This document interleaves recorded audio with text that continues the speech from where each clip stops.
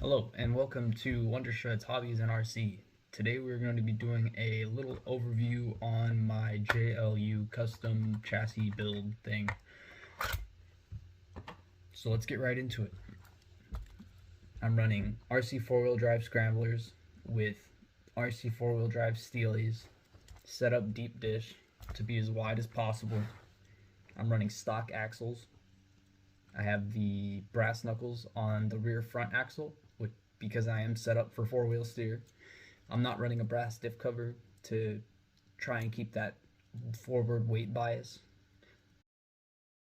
It's got a aluminum Scx servo mount in the rear along with a 99 micro on top of that.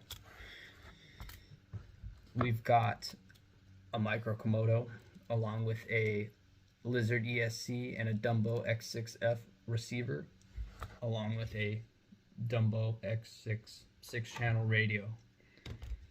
This is a car that I like to let other people use, and so if I had it also paired to my Scx24, I would be the only one able to drive it, because I mean, if I'm driving my Gladiator, then I can't drive another car with it also.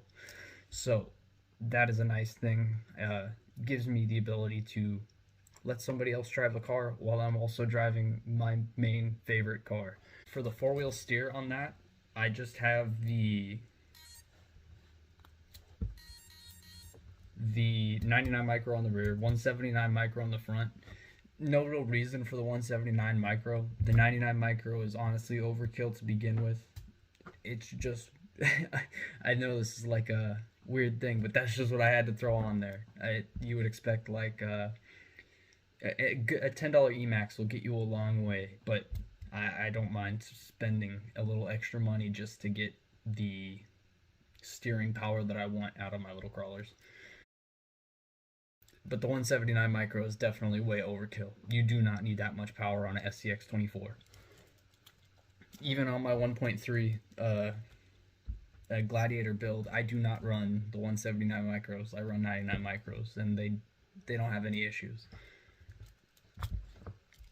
I'm running this on a Injora chassis, and it is not really an LCG chassis.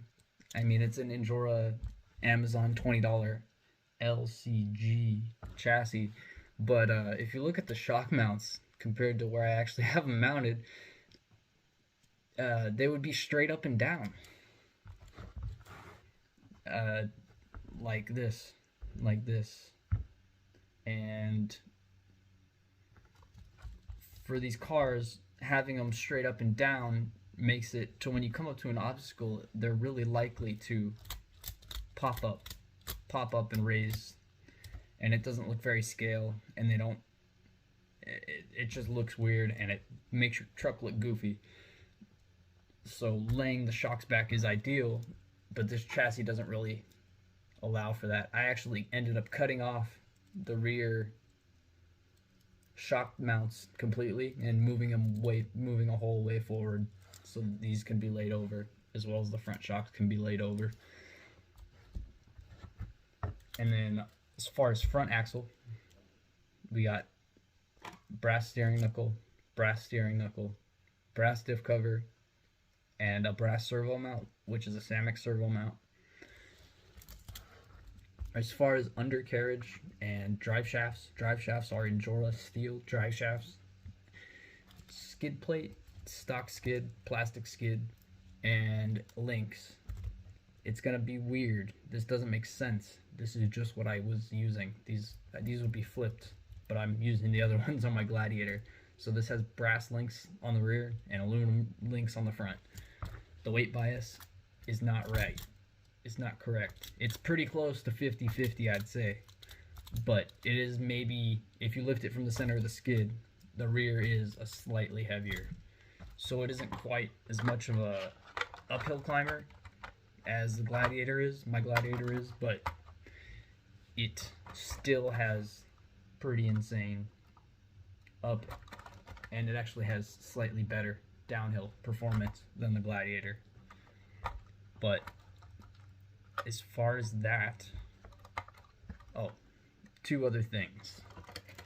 You will need aluminum steering links if you are running stock axles. That is a must.